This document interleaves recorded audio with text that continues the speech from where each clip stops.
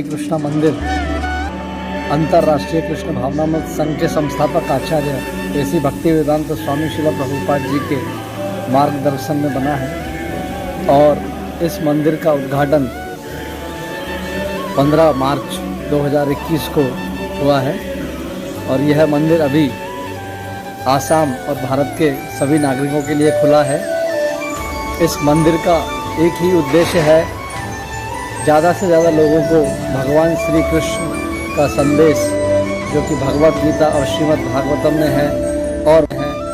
भगवान श्री कृष्ण के नाम का प्रचार करना है। और वह नाम प्रचार जो कि आज से 500 साल पहले हमारे आसाम में हमारे श्री शंकर देव जी ने किया था, उस नाम प्रचार को कैसे और आगे बढ़ाया जाए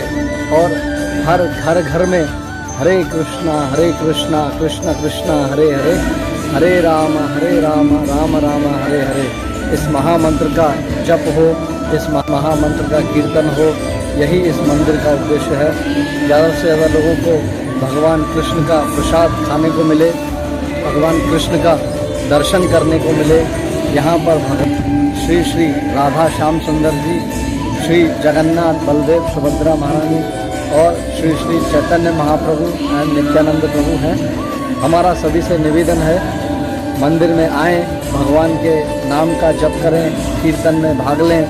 भागवत और भगवत गीता का श्रवण करें, भगवान का दर्शन करें और